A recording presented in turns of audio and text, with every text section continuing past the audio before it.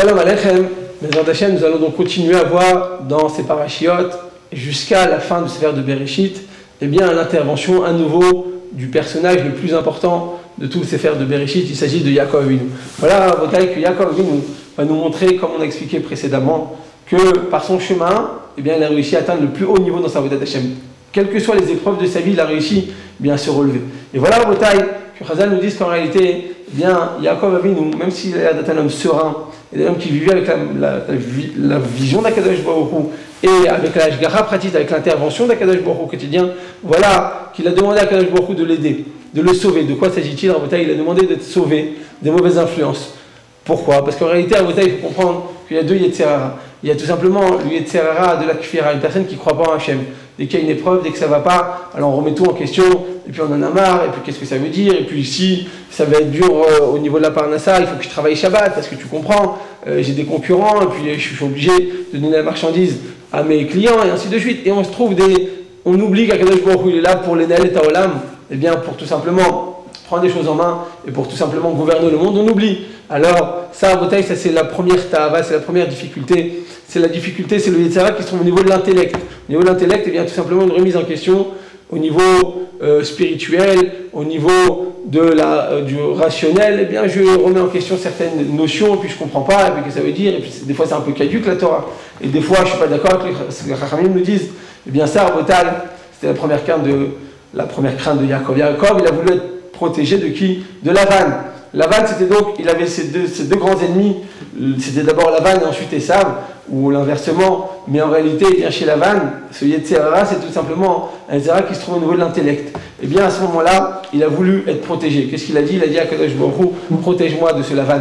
Parce que Lavan, finalement, quand on remet tout en question, ou Bikesh la Kor et Takol, on dit dans la Haggadah de Pessah, que Lavan a Arami Oved Avi, il a voulu perdre notre père. De quel père s'agit-il? Il s'agit de Yaakov Avinu. Il a demandé, son but, son objectif à Lavan, c'était de déraciner la Emouna. Ubikesh la Kor et Takol.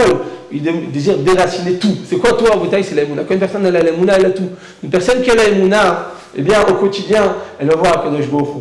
Quand on fait une mitzvah, on met les tefilines, on étudie la Torah, on fait une bracha, on met de la tzedaka, on prend le mezouza, on met Arbat Aminim, les 4 espèces, ainsi que le hétrog, et bien tout ça, en réalité, qu'est-ce qu'on fait quand on fait des actes extérieurs et physiques? En réalité, on va dévoiler la divinité qui se trouve dans ces éléments physiques. Mais voilà, que Chazal nous dise que Yaakov Avinu, eh bien, il s'est battu contre Lavan parce que Lavan, lui, il allait à l'encontre de toute cette émouna. Il remettait tout en question. Lavan, eh bien, il refusait de croire en la présence d'Akadosh Baruch Hu et en tout cas l'intervention, la Hashgacha pratique. Et déjà, il croit en Dieu, il dit mais c'est bon, maintenant je dois me débrouiller tout seul. Je suis au travail, eh bien, c'est à moi de faire toute la histoire, de faire tous les efforts. Je suis à la maison, c'est à moi de bien gérer ma femme et les enfants. Et je suis dans mon sport, eh bien, c'est à moi d'être le meilleur. Et ainsi de suite. On pense que c'est nous-mêmes qui agissons. Akadosh Baruch Hu dit écoute mon fils, tu veux te débrouiller tout seul, tu peux te débrouiller tout seul. Je te laisse te débrouiller tout seul. Tu peux réussir comme tu peux eh bien, te tromper dans ta vie. Mais quand tu es avec Akadosh Baruch Hu, qu'est-ce qui se passe? Eh bien, on invite Hachem. Quand tu invites Hachem, tu te retires toi-même. Tu fais preuve d'anava, d'humilité. Tu laisses Akadosh Baruch Hu prendre les rênes de ton existence. C'est de cette manière qu'Akadosh Baruch Hu va intervenir au quotidien. C'est ça, Rabotai, ce qu'il a voulu faire Lavan. Il a voulu retirer la Kor et Takol, il a voulu retirer la Emouna qui était ancrée dans le cœur de Yaakov. Et Yaakov, donc c'est nous tous, parce qu'on est appelé en son nom, le Bnei Israël, pour dire tout simplement qu'avant tout, tu dois travailler sur ta Emouna. Quand Lavan, il a vécu, Yaakov a vécu dans la maison de Lavan pendant 20 ans, il se battait quotidiennement à ça. Il voyait que Lavan, eh bien, il faisait de la Avodah Zara, il avait toutes sortes d'idoles dans sa maison, d'idolâtrie, où on peut dire à notre époque qu'il croyait en sa force, dans sa société, il pensait que c'était le meilleur, il avait le meilleur produit, c'était le plus productif. Et au niveau du marché, eh bien, c'était la personne la plus... Et ainsi de suite. Voilà que dans ces moments-là, on oublie qu'Akadosh Baruch Hu est là. Yaakov vient dire non, attention, il faut comprendre qu'Akadosh Baruch Hu, on doit l'inviter au quotidien. Et c'était ça, la guerre théologique qu'il y avait entre Yaakov et entre Lavan. Lavan, il oubliait Akadosh Baruch Hu au quotidien. Et Yaakov, il demandait, eh bien, justement, à instaurer et à installer et à inviter Akadosh Baruch Hu dans son quotidien.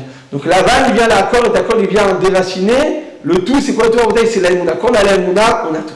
Mais voilà que Yaakov, il a fait face aussi à un autre Yetzirah. C'est quoi? C'est Esav. Esav Rabotai, eh bien, c'est pas un Yetzirah au niveau de l'intellect, c'est un Yetzirah au niveau du corps. C'est ton corps qui parle. Lorsque tu laisses, eh bien, le plaisir de ton corps, tu cherches tous les plaisirs matériels et les plaisirs bestiaux, les plaisirs charnels, et bien à ce moment-là, eh bien, tu oublies qu'il y a quelqu'un sur toi. Kadosh Baruch Hu nous a donné une âme tellement grande, c'est tellement dommage de les bezota et de la salir avec cette bestialité. Il faut s'élever. Bien entendu, on ne doit pas vivre à l'insu de notre monde, on doit vivre avec notre monde, mais élever le monde vers Kadosh Baruch Hu. Shabbat, quand on mange bien, on s'habille bien, on se parfume bien, eh bien on élève la matérialité vers Kadosh Baruch Hu. C'est ça le but d'un juif. Et chez Esav, il avait la matérialité en tant que but. Dans l'âme Israël, Yaakov il nous dit, on a le droit d'utiliser la matérialité, c'est vrai, mais en tant que moyen pour servir Kadosh Baruch Hu. Tandis que c'est Esav, c'était en tant que but. Donc c'était tout simplement une guerre aussi théologique entre Yaakov et entre Esav. Ils n'avaient pas la même approche de la matérialité. Yaakov Avinu, il demande d'élever cette spiritualité vers le haut et de servir à Kadosh Baruch Hu. Mais voilà que même dans les Ta'avot, même dans la puissance en bouteille, il y a deux tendances. Qu'est-ce qu'il a dit à Kadosh Baruch Hu? Et lorsque Yaakov il a prié Hachem, il a dit Hachem, s'il te plaît, Hachem, protège-moi de mon frère, de cette ta'ava, de cette geshmiou, de cette matérialité, de cette bestialité, protège-moi. Mais de deux manières. Tilenina miad achi ou miad Esav. Protège-moi et de mon frère et de Esav. C'est quoi la première? Eh bien, la première approche, c'est de dire en réalité, c'est vrai, tu peux t'éloigner d'Akadosh Baruch Hu en étant trop investi dans la bestialité. Ça, c'est une chose, c'est une première approche. Et à côté de ça, donc c'est quoi cette ta'ava? C'est la ta'ava du Yetzer Hara, le mal. Tu veux chercher le mal, des plaisirs charnels, tu veux manger des choses qui ne sont pas cachères, tu manges des choses sans bracha. Tout ça, Rabotai, c'est utiliser la matérialité en tant que telle pour le mal. Mais des fois, tu peux utiliser la matérialité de manière permise. Tu peux acheter des pizzas méadrines, tu peux acheter des hamburgers, la meilleure ashgacha du Rav Katz, ou de Rav Rotenberg, ou de Rav Mahmoud, et ainsi de suite, Rav Rubin, tu peux acheter le meilleur ashgachot. Mais simplement, on te dit quoi? Fais attention. Parce que même si tout est cachère, en réalité, est-ce que cette matérialité qui est cachère, qui est permise, est-ce qu'elle te monte vers le haut ou elle te monte vers le bas? Ou elle te laisse au milieu? Alors si c'est vers le bas, il faut t'en éloigner. Si c'est vers le haut, il faut le rechercher. Si c'est au milieu, alors tu as le droit de temps à autre de prendre du bon temps, de te régénérer, de retrouver des forces, de prendre, eh bien tout simplement, de te divertir. Oui, c'est permis, c'est autorisé en petite quantité. Quand ça pour pouvoir donner bien des nouvelles forces, quand c'est pouvoir te régénérer. Eh bien c'était ça en fait la crainte de Yaakov. Il avait peur de tomber et dans les mains de Esav, donc c'est la matérialité mauvaise et négative qui nous attire vers la bestialité. Il y a aussi la matérialité qui est permise, mais qui peut, des fois, à force de faire tout ce qui est permis, on ne se met jamais de limite. Et si on ne se met jamais de limite, nous dit le Ravad, dans la Nefesh, il dit que si on reste toujours dans la limite de la permission, eh bien à un moment, l'Etzera, il nous fait tomber vers le mal. Pourquoi? Parce que jamais l'Etzera, il nous laisse où on est.